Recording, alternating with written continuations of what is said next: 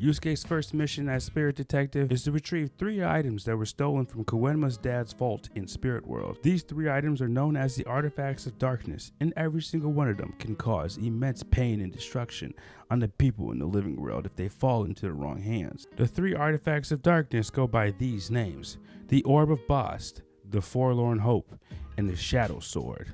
Yusuke has to retrieve all 3 of these items and return them to Spirit World, and he only has 1 week to do it. Why does he have only 1 week? Well, that's because that's how long Koenma's dad has left on vacation, and if he comes back from vacation and sees that these items are gone, all hell will break loose in the living world. And Koenma will get an ass whooping too, which I would honestly be happy about. I hope he still does get that ass whooping. The 3 demons that stole these artifacts are known as Goki, Kurama, and Hiei. Hey, look, there's those 2 guys from the intro. That's pretty neat. I wonder how they all become friends. Goki stole the Orb of Bast, Kurama stole the Forlorn Hope, and Hiei stole the Shadow Sword. The Orb of Bast is the most fucked up item in my opinion, because it has the power to steal someone's soul without any conditions. They kind of just have to look at the thing, and poof, the soul comes out. The shit is fucked. The Forlorn Hope is a mirror that grants wishes. In Japanese, it's called the Aku... what the fuck? Ankokugyo. It literally translates to the Mirror of Darkness. It's called the Mirror of Darkness because it grants any wish that its user may have, but at the price of the user's life. I don't know who the hell in their right mind would want this thing. Like, why would I want to make a wish that I cannot enjoy? What the fuck is the point? Like, for the past 10 years of my life, I've always wished I had a red Nissan GTR, but I don't want to fucking die for it. Like, how am I going to drive the car if I'm dead?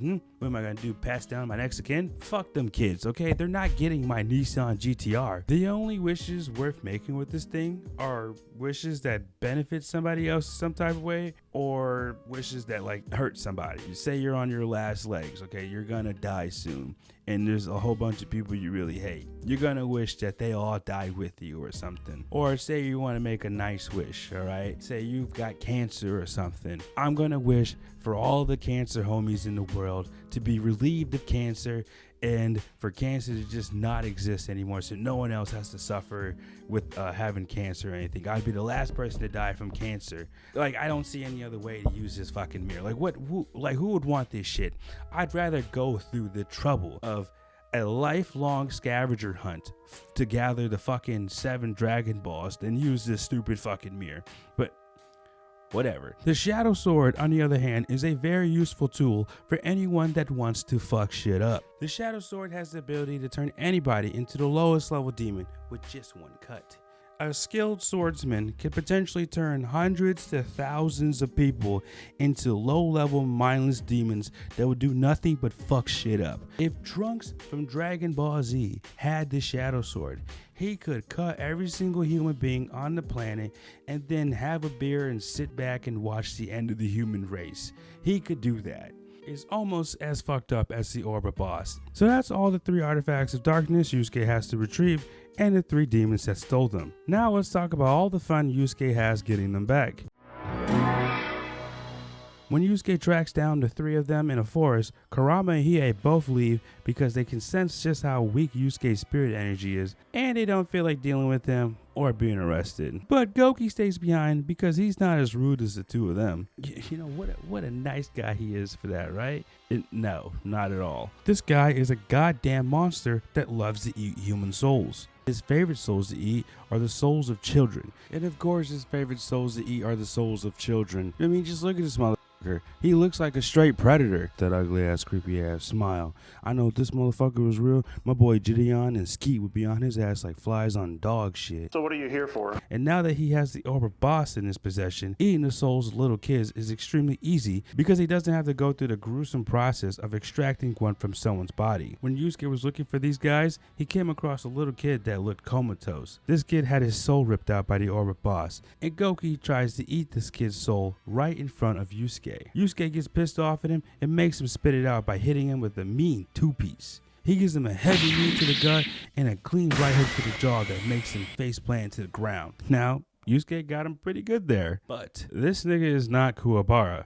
Okay, this is a proper demon, so he's gonna have to do a little better than that to keep him down. Goki transforms into his true demon form, and then the true fight begins.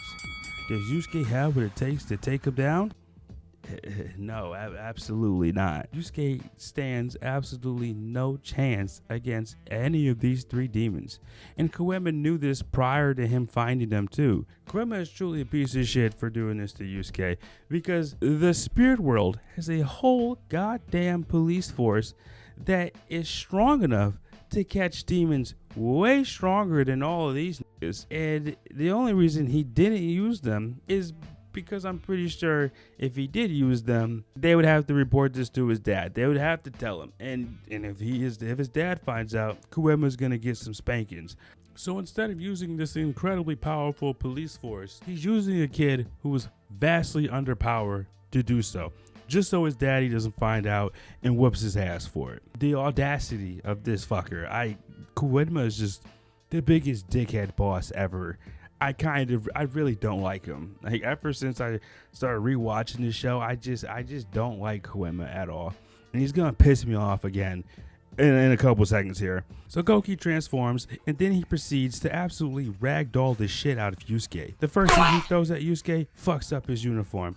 This motherfucker done messed up my shit. Then Goki takes a goddamn tree and smacks him with it. When Yusuke gets hit by that tree, it's pretty clear he can't hang with this nigga anymore. Yusuke gets pretty desperate and remembers he has this new spirit gun ability. But he can't use the spirit gun. And the reason he can't use the spirit gun is because his spirit energy is so weak that he can only use the spirit gun once per day.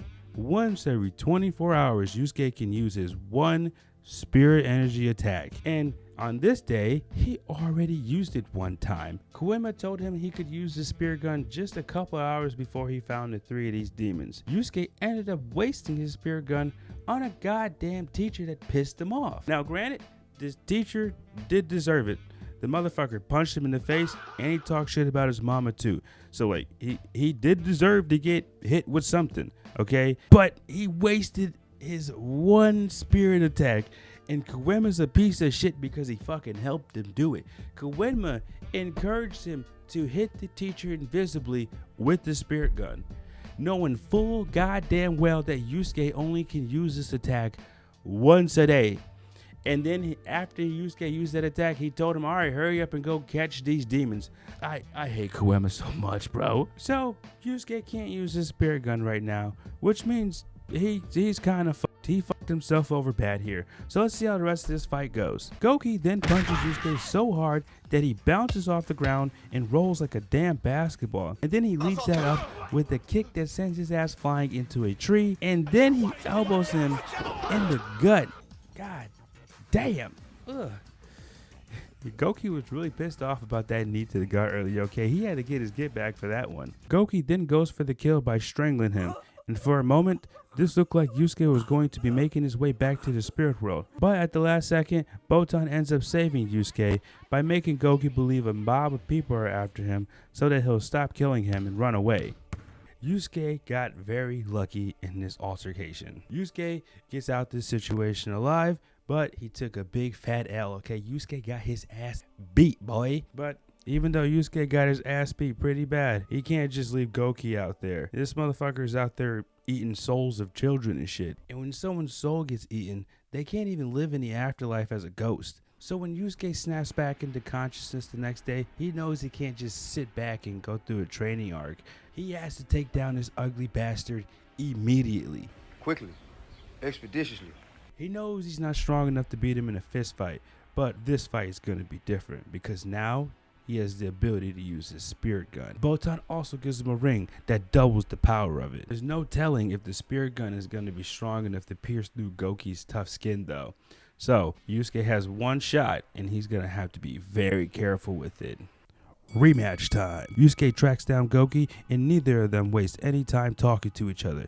Goki immediately transforms into his demon form and Yusuke decides to just go for it. He rushes in to throw a gut punch, but it does no damage at all because of how tough his skin is. Goki throws a punch that misses and breaks down a tree, and Yusuke tries to impale him with the tree trunk, but it still does no damage. Goki then grabs the trunk while Yusuke is still holding it and throws him on his ass, and then leads it up with a nasty kick to the ribs. And then Goki starts to stomp on Yusuke's back like he's putting out a fire.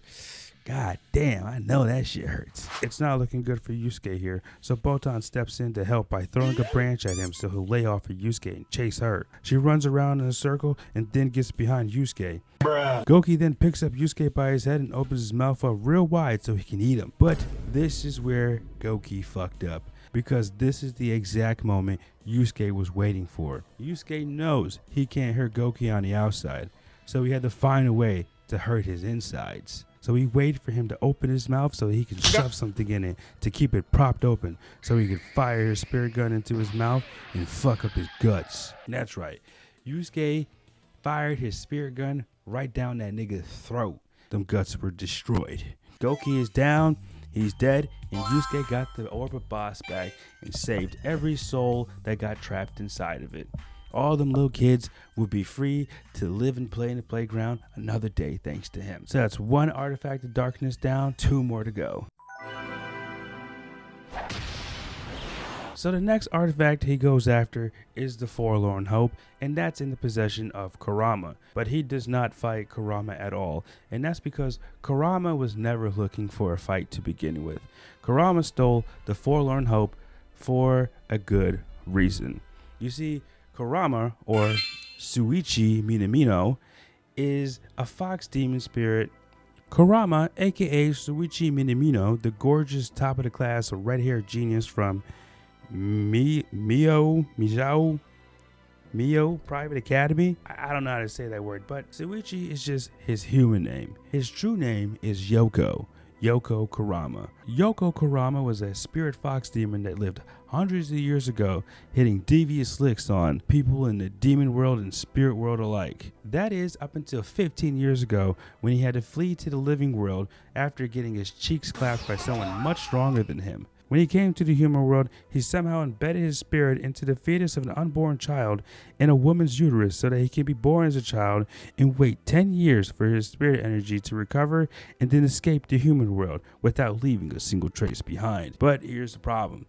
Kurama is 16. Okay, 10 years is long past. So why is Kurama still here? And why did he steal the Forlorn Hope? These questions have the same answer. He's still here and he stole the artifact because of his human mother. When Kurama speaks to Yusuke, he tells him that he has no intentions in fighting him or running away. All he asks of him is to give him 3 days to use the artifact, and then when he's done with it, he'll gladly return the Forlorn Hope and turn himself in. Which is honestly like crazy lucky for Yusuke to not have to fight Kurama, because let's be honest, if you watched Yu Yu Hakusho at all, okay, you know if Yusuke fought Kurama right here and then, he's just dying. He's gonna die immediately. He would have went back to the spirit world before he could blink. He just would have. So it's a good thing Kurama does not want to fight him. What Kurama wants to do with the Forlorn Hope is save his human mother, because she was stricken with generic anime mom disease that is killing her very fast. Kurama asked for 3 days because in 3 days there would be a full moon,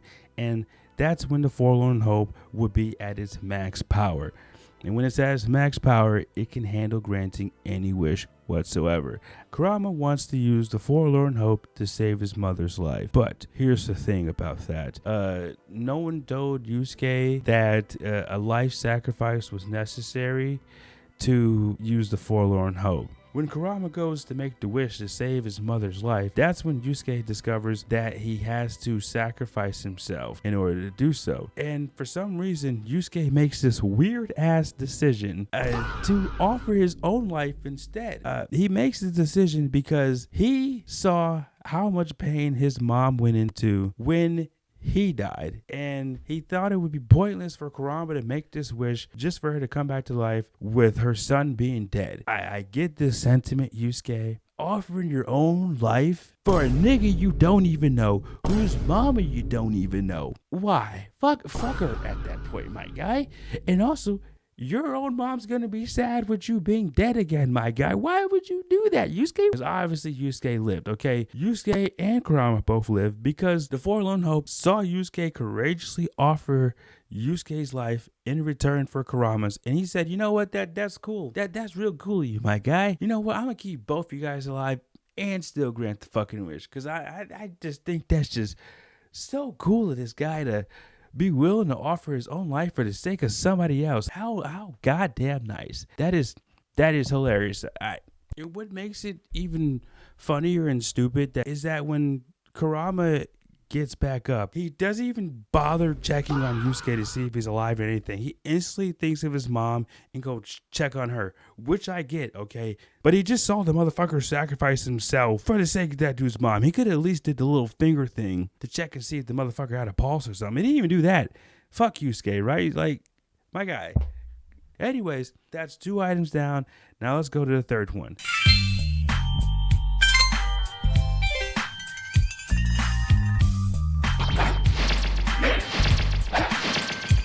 Last one that needs to be retrieved is the Shadow Sword. That's in the possession of Hiei.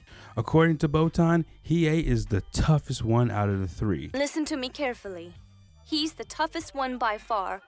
Okay. He's a skilled fighter that's as tough as Goki, but he's also smart like Kurama. And not only that, he has an unknown number of psychic abilities that he can utilize with his Jagan Eye. Goki was stupid and overconfident, and Kurama was a pussy with feelings. But Hie's different.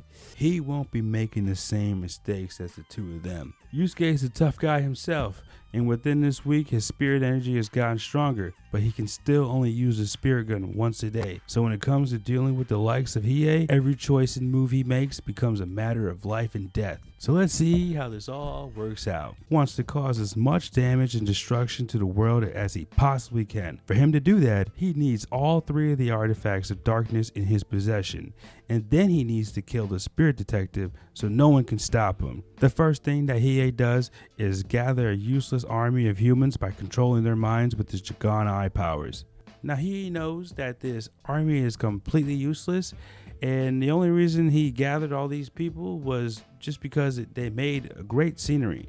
You see, my boy Hiei is a Picasso with this evil shit, okay? If he's gonna do something, he's gonna do it right, and he's gonna do it in style. I never really liked Hiei that much as a character in this show, but the man is consistent when it comes to doing stuff in style, and I'll admit the stuff he does is pretty cool, okay? The next thing Hiei did was study Yusuke and figured out who matters to him the most, so that he could take that person hostage and use them as bait, so that he can easily lure Yusuke into his trap, and also ensure that he brings him the other 2 artifacts without trying to deceive him. So he kidnaps Keiko, and to add a cherry on top, he also cuts her with the Shadow Sword so she would end up turning into a mindless demon slave of his. Now that he has Keiko, all he has to do is lead Yusuke to him. Yusuke's demon watch starts going off, and him and Botan run after the signal. The 2 of them then arrive at Hiei's hideout, and Yusuke immediately hands over the artifacts so that Hiei will let go of Keiko. Ooh, good boy. Hiei then tells Yusuke about cutting Keiko with the Shadow Sword. A third eye begins to start opening up on Keiko's forehead. When it's completely open, the demon transformation is complete. The only way Yusuke can stop Keiko from transforming into a demon is by getting the antidote that's inside the sword's hilt. And the only way Yusuke is getting that is by fighting Hiei for it. So the fight is on. During this fight, Botan is using all of the energy she can to keep the eye from opening, but her energy is draining fast, so Yusuke needs to hurry up and beat him. But this fight isn't gonna be an easy dub for Yusuke. Hiei is much faster than Yusuke, he has a much deeper bag of powers, and Yusuke is also distracted and concerned about what's going on with Keiko. When Yusuke tried to swing on Hiei earlier, he couldn't even touch him. But the second Yusuke hears what's happening to Keiko, that anger kicks in, and suddenly he starts catching up. Yusuke rushes in again, and then Yusuke straight thumps that boy shit. Ooh, look how mad he is too. He did not see that shit coming. Hiei slides back and immediately starts moving at insane speed, circling Yusuke, trying to confuse him before going for a sneak attack from behind. But the entire time he is running around him, he just keeps talking shit. Fuck you, punk ass, bougie ass, hook ass nigga. I'll beat your motherfucking sadiddy ass, nigga. Big mistake. The moment Hiei comes in from behind with the slash, Yusuke turns around and cracks him. Oh yeah!